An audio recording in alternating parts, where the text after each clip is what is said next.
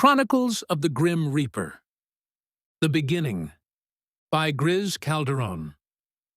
Maddie stood in front of the large mirror in her bedroom, just as she had when she was a little girl. The mirror had seen countless versions of her over the years, dressed in sparkly shoes and princess gowns, imagining herself as a fairy tale princess.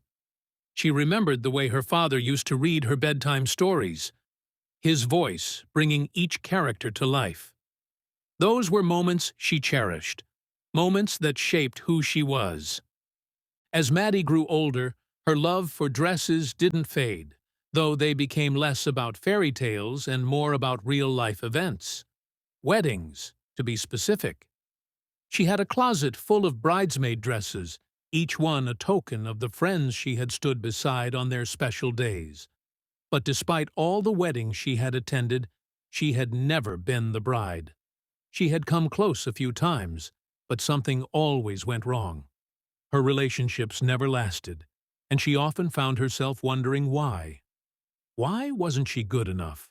Why did her boyfriends always seem to find someone else right after breaking up with her?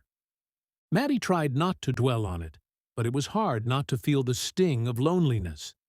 She wanted what everyone else seemed to have, someone to share her life with, someone who loved her for who she was. But that dream always seemed just out of reach.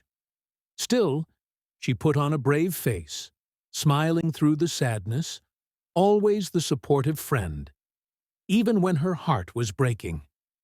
Today was no different. She was on her way to yet another wedding, dressed in a pretty pink dress with strappy silver heels. The drive to Pocatello, Idaho, was a familiar one, the winding roads taking her through the beautiful mountain scenery she loved so much. The wind blew through her long auburn hair as she drove her yellow Jeep, the fresh mountain air filling her lungs. She had always loved the mountains, the way they seemed to stretch on forever, offering a sense of freedom she couldn't find anywhere else. As she drove, Maddie's thoughts drifted, as they often did, to her own life.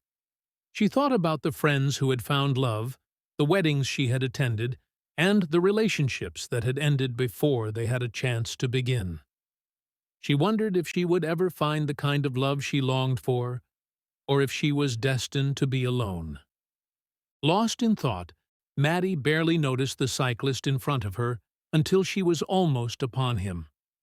He was wearing a bright yellow cycling top, the same shade as her Jeep. Something about him caught her eye, and for a moment she watched him, intrigued by the way he seemed so at ease on the road, like he belonged there. Her attention was quickly drawn back to the road as a car sped past her, cutting her off before swerving suddenly to avoid an oncoming truck. Maddie barely had time to react before the car that had just overtaken her veered off course, hitting the cyclist and sending him flying off his bike. The scene in slow motion, the crash, the cyclist's body hitting the pavement, the screeching tires as Maddie tried to swerve out of the way. But it was too late. The truck hit her Jeep head-on, the impact sending her vehicle rolling off the road and into a ditch. The world spun around her as the Jeep tumbled, glass shattering, metal crumpling. When it finally came to a stop, Maddie was upside down, hanging from her seatbelt, her body twisted at an unnatural angle. She was barely conscious, her mind foggy and disoriented, the sound of sirens growing louder in the distance. When the paramedics arrived, they worked quickly to free her from the wreckage, pulling her battered body from the mangled Jeep. She was rushed to the hospital, her life hanging by a thread, the same hospital where the cyclist had been taken just moments before. As the doctors fought to save her, Maddie's thoughts drifted in and out, her mind flickering with memories of her life, her regrets, and the dreams that had never come true. She felt herself slipping away, the pain in her body fading as a strange peace settled over her. In the operating room, the Grim Reaper appeared by her side, his presence both calming and inevitable. He looked down at her with gentle eyes, his voice soft as he spoke. "Maddie," he said, "I know you've always wanted love. You've spent your life searching for it, hoping to find someone who would see you for who you are. Tonight, you were supposed to meet someone special, but fate had other plans. You were meant to meet the love of your life, but neither of you made it to where you were supposed to be tonight." Maddie's mind, though hazy, tried to make sense of the Reaper's words. The sadness of what could have been weighed heavily on her heart. Was this man the one she had been waiting for all her life? Was he the answer to the questions that had haunted her for so long? The Reaper's words filled her with a deep longing, a sense of loss for something she never had the chance to experience. "I know this isn't fair," the Reaper said gently, sensing her sorrow. "Your lives may have ended too soon, but that doesn't mean your souls can't find what they were meant to." As the Reaper spoke, Maddie felt everything around her shift. The bright lights of the operating room faded into a soft, golden glow. The pain in her body disappeared, replaced by a warmth that enveloped her like a comforting embrace. She found herself standing in a beautiful place, where the sky met the mountains in the distance.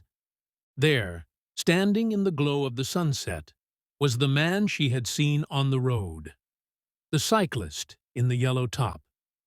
He looked at her with a kind smile, his eyes filled with the same mixture of curiosity and recognition that she felt. The Reaper stepped forward, his voice a gentle whisper on the wind. He explained to them both that something happened on the day they were supposed to meet that prevented them from meeting. They were destined to meet at the wedding and spend the rest of their lives together. But fate had other plans. Although your lives ended too soon, your souls have found each other. You don't have to journey alone anymore. Together, your souls will continue on, in a place where time has no meaning, where love is eternal. Then the Reaper said, "Maddie, this is Jacob." The end.